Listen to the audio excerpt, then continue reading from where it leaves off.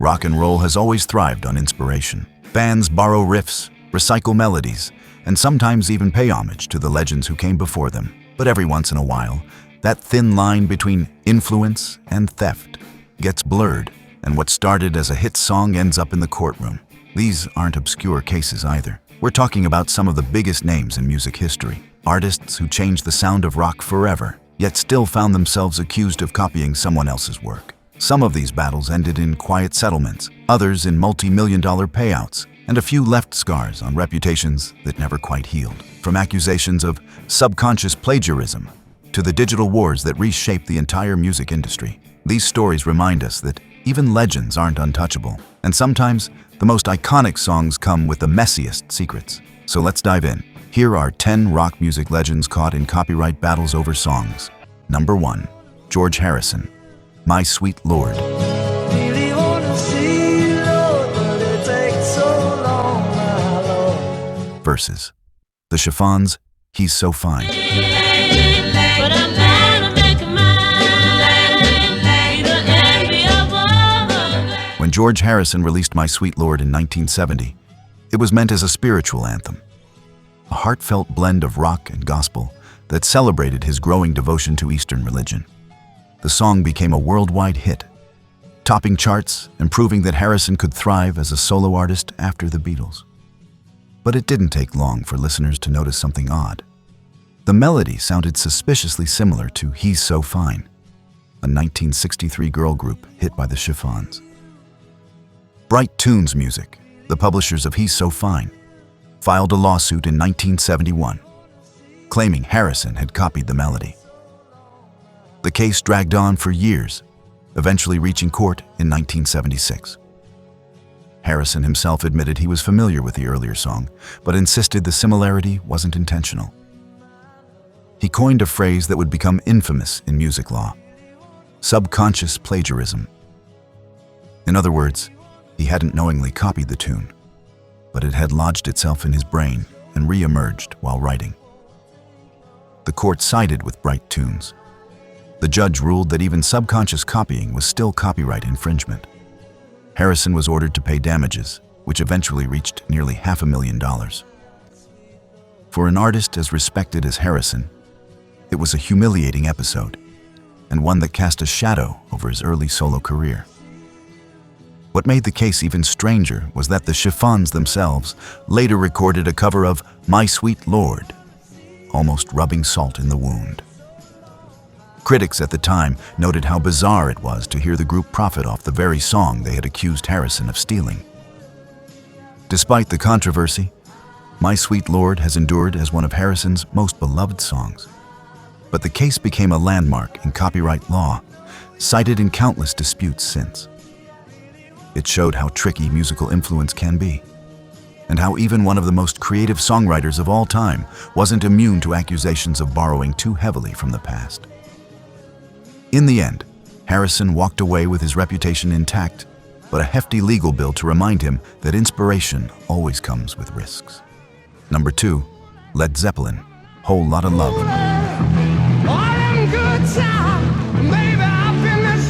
Versus Willie Dixon. Baby, you look so sweet and cunning. Led Zeppelin built their reputation on thunderous riffs, explosive performances, and a sound that redefined hard rock. But along with their success came a shadow. Repeated accusations of borrowing a little too heavily from the bluesmen who inspired them. One of the most famous examples came with their 1969 classic Whole Lotta Love. The song became a cornerstone of Zeppelin's career, with Jimmy Page's iconic riff and Robert Plant's searing vocals. But blues fans quickly noticed something familiar in the lyrics. They bore a striking resemblance to Willie Dixon's You Need Love, a track originally recorded by Muddy Waters in 1962. Dixon's words about desire, passion, and way down inside were almost lifted straight into Plant's performance. At first, Zeppelin denied wrongdoing, a common theme for the band during their early years. But the similarities were undeniable.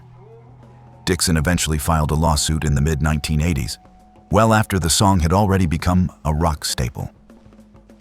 Rather than fight a long legal battle, Zeppelin settled out of court in 1987, agreeing to pay Dixon and finally giving him proper credit on future releases of the song. The case highlighted a larger pattern in Zeppelin's catalog. Tracks like Dazed and Confused, Bring It On Home, and even Stairway to Heaven faced questions about where inspiration ended and theft began. While the band always argued that they were reinterpreting the blues tradition, critics saw it as taking without giving credit. For Willie Dixon, the lawsuit was a bittersweet victory. He finally received recognition and financial compensation for his influence, though it came decades late. And for Zeppelin, it was a reminder that their legendary status didn't place them above the rules of ownership. Today, Whole Lotta Love still stands as one of the greatest rock songs ever recorded, but it also carries with it the legacy of a bluesman whose words had to be fought for in court. It's proof that behind every classic, there's often a deeper story about where the music really came from. Number 3, The Doors, Hello, I Love You. Tell me your name. Hello, I love you. Let me jump in your game. Versus The Kinks, All Day and All of the Night.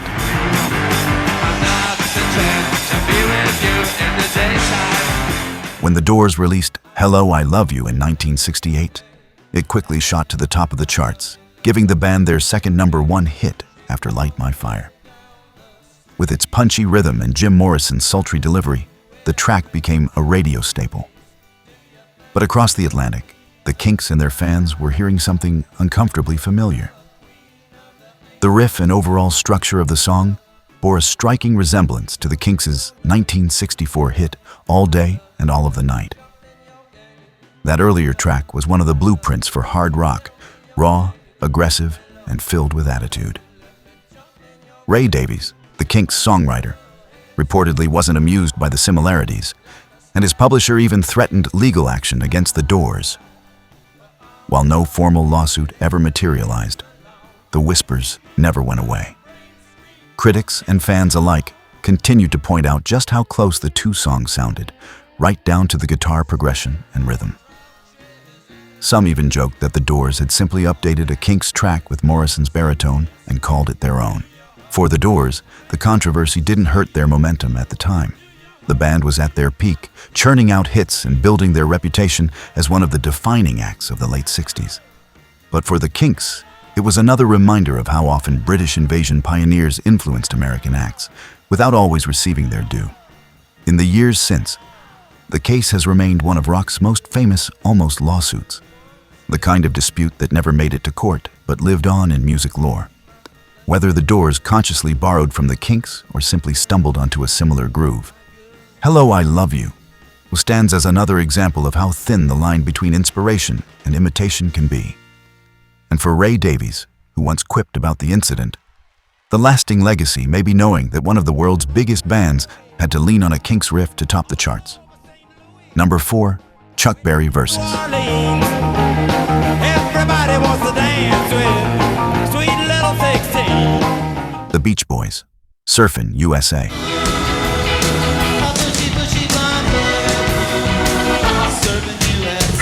When the Beach Boys released Surfin' U.S.A. in 1963, it became the song that truly launched them into stardom. With its carefree lyrics about California beaches and surf culture, it captured the spirit of an entire generation. But musically, there was something very familiar about it. The melody and guitar riff were lifted almost directly from Chuck Berry's Sweet Little 16. Chuck Berry's song, released in 1958, was already a rock and roll classic. Its infectious riff and lyrical structure had inspired countless musicians, but the Beach Boys went a step further. They essentially reworked the song with new surf-themed lyrics. At first, Berry wasn't given any credit, and Surfin' U.S.A. was billed entirely as a Brian Wilson composition. It didn't take long for Berry's publisher to step in. Facing potential legal action, the Beach Boys' management struck a deal.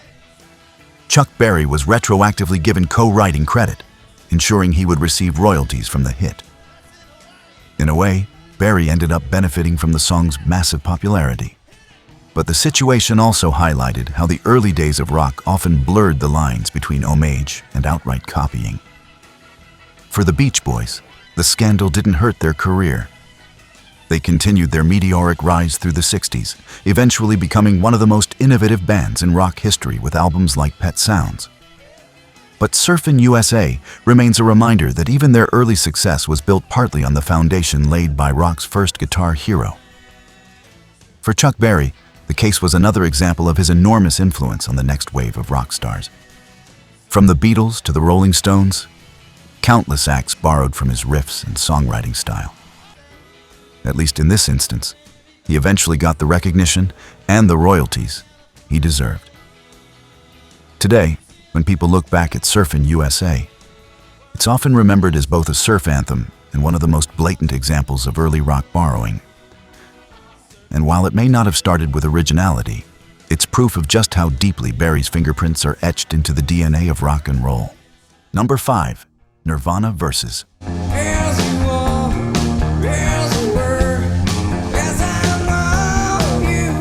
Killing Joke, Come As You Are versus 80s.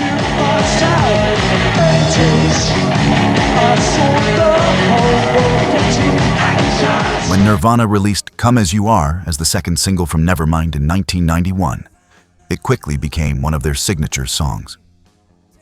With Kurt Cobain's haunting vocals and that hypnotic guitar riff, it cemented the band as the voice of a generation.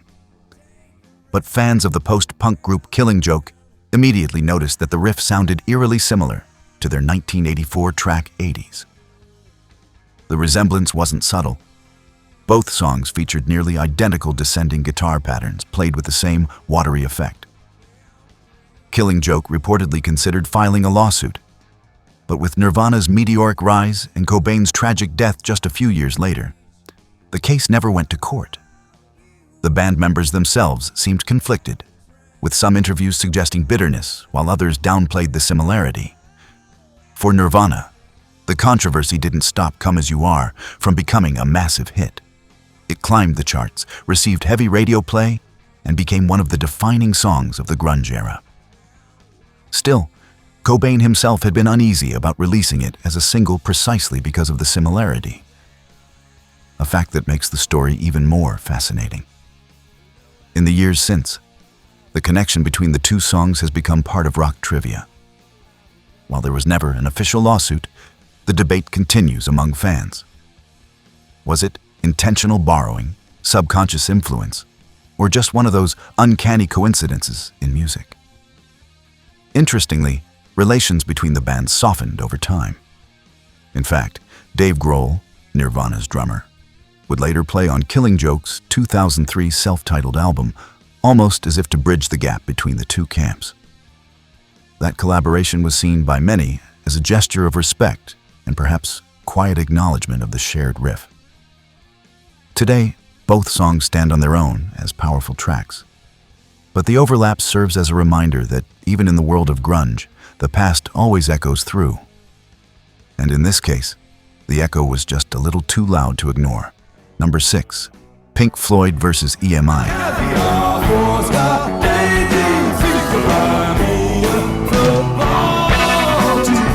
Not all copyright battles revolve around riffs and melodies. Sometimes, the fight is about how the music is sold. In 2010, Pink Floyd, one of the most iconic progressive rock bands of all time, took their longtime label EMI to court over digital distribution. The dispute wasn't about who wrote the songs, but about how those songs were being packaged and sold in the streaming era. At the heart of the issue was Pink Floyd's insistence that their albums be experienced as complete works. Records like The Dark Side of the Moon and The Wall weren't just collections of tracks. They were carefully crafted journeys where each song flowed into the next. EMI, however, had been selling individual tracks as downloads on digital platforms like iTunes, something the band argued violated their contract and artistic vision. The case highlighted a bigger question that was sweeping the music industry at the time. In a world shifting to digital, who gets to decide how the music is presented, the label or the artist? Pink Floyd's lawyers argued that EMI was breaching their agreement by unbundling the albums, turning cohesive works into playlists. The court sided with Pink Floyd.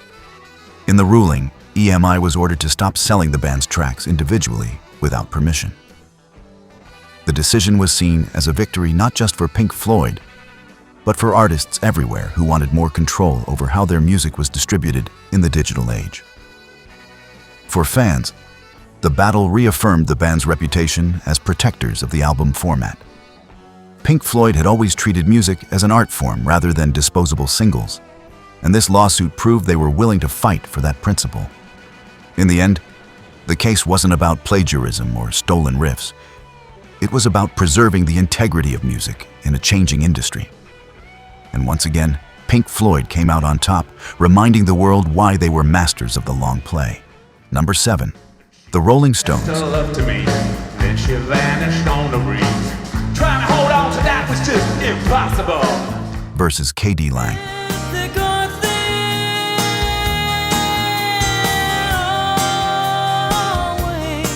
Anybody seen My Baby? By the mid-1990s, the Rolling Stones were decades into their career, still packing stadiums and proving they could outlast almost anyone. In 1997, they released Anybody Seen My Baby as the lead single from their album Bridges to Babylon. But before the song even hit the airwaves, Mick Jagger and Keith Richards realized they had a problem. The chorus sounded strikingly similar to K.D. Lang's 1992 hit Constant Craving. Rather than risk a lawsuit or public feud, the Stones took the unusual step of giving Lang and her co-writer Ben Mink songwriting credit before the song's release. It was a rare moment of preemptive honesty in an industry where many artists wait until they're caught to acknowledge influences. Jagger himself admitted that the similarity wasn't intentional, but once they heard the overlap, there was no way to deny it. It was a pragmatic move. By giving credit up front, they avoided the courtroom drama that had plagued so many of their peers. Instead of accusations of theft, the narrative became one of respect. K.D. Lang herself seemed flattered more than offended, noting in interviews that she appreciated the acknowledgement. Critics were divided on the song itself. Some praised it as one of the stronger late-period Stones singles, while others saw it as a sign that the band was running low on fresh ideas. Either way, the credit-sharing move kept the spotlight on the music rather than a legal fight. The episode underscored just how tricky songwriting can be. With thousands of melodies floating around in the ether, overlaps are sometimes inevitable. What mattered was how the Stones handled it, with foresight, humility, and a willingness to share credit. In the end, Anybody Seen My Baby may not be a towering classic in the Stones' catalog, but it stands out as one of the few times a major rock band openly admitted, "Yeah, that sounds like someone else's song. Let's do the right thing." Number 8. U.2.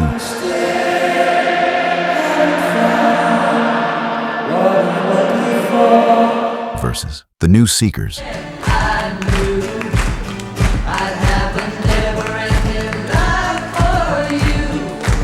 I still haven't found what I'm looking for. When U2 released The Joshua Tree in 1987, it turned them into one of the biggest bands in the world. Among its many iconic tracks was I Still Haven't Found What I'm Looking For, a gospel-tinged anthem that became one of their signature songs. But behind the scenes, it sparked controversy due to its uncanny resemblance to Never Ending Song of Love, a 1971 hit by the New Seekers.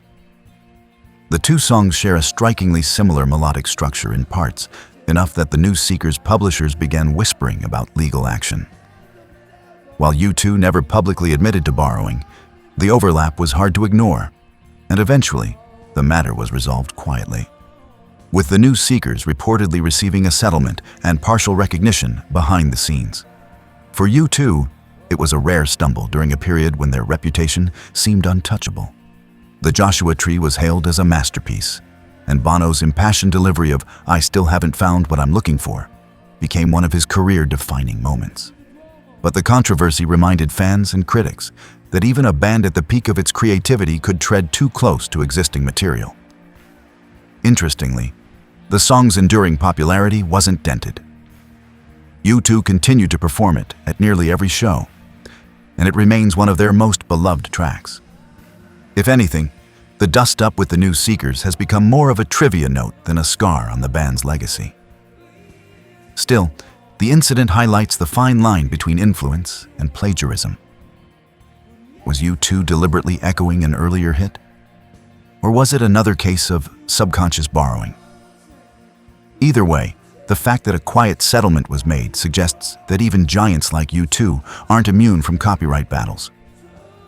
And while fans will always remember the song as one of U2's triumphs, its backstory serves as a reminder that musical originality is often more complicated than it seems. Number 9. Metallica versus Napster.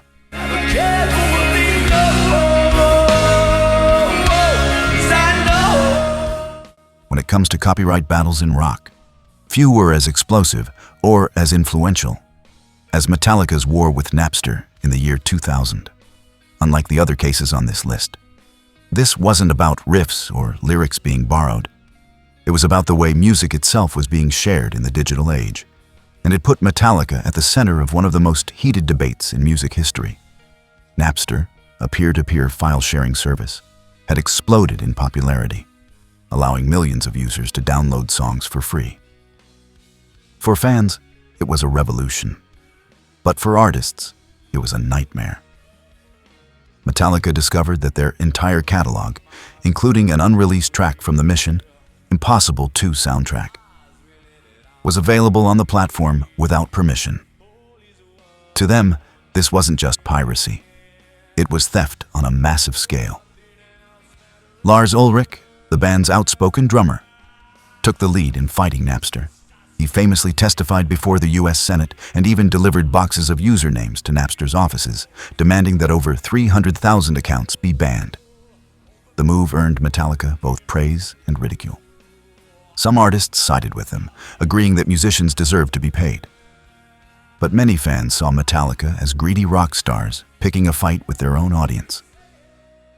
The lawsuit ultimately forced Napster to shut down, but the damage to Metallica's public image was significant. They were painted as the face of anti-fan elitism, even though their stance was about protecting artists' rights in a rapidly changing industry. Looking back, Ulrich and the band have argued that their warnings were prophetic.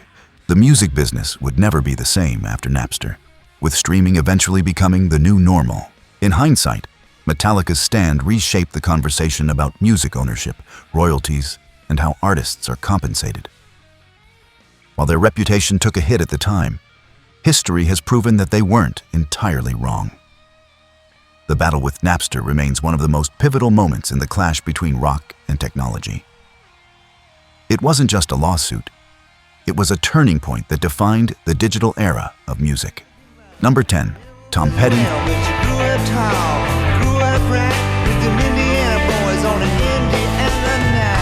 versus Red Hot Chili Peppers. In Alabama, she was swinging a hammer. Fast you gotta pay when you break the panorama. In 2006, the Red Hot Chili Peppers released Dani, California, a funky, radio-ready single that quickly climbed the charts. But as soon as listeners heard it, comparisons to Tom Petty's 1993 classic Mary Jane's Last Dance came pouring in. From the chord progression to the vocal phrasing, the similarities were hard to ignore, and fans began debating whether the Peppers had crossed into plagiarism. Petty, however, didn't take the usual route of filing a lawsuit or making public accusations. Instead, he shrugged it off with characteristic cool.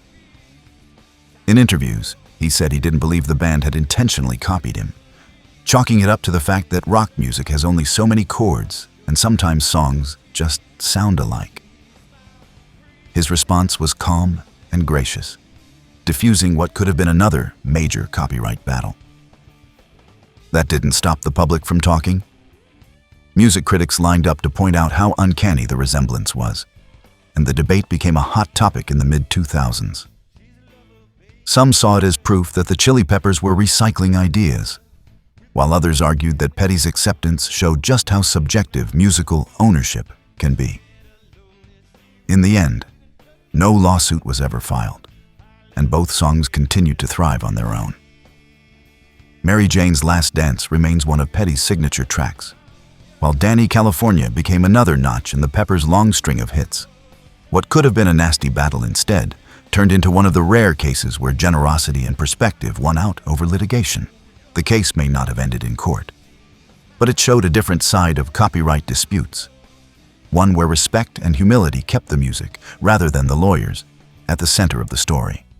And there you have it, 10 stories that prove even rock's greatest legends aren't immune to copyright controversy. From George Harrison's subconscious plagiarism to Metallica's war with Napster, these cases remind us that music is as much about business as it is about art. Sometimes the courts step in, sometimes artists settle quietly, and sometimes, like Tom Petty, they simply let it go. What's clear is that influence and imitation have always been part of rock and roll.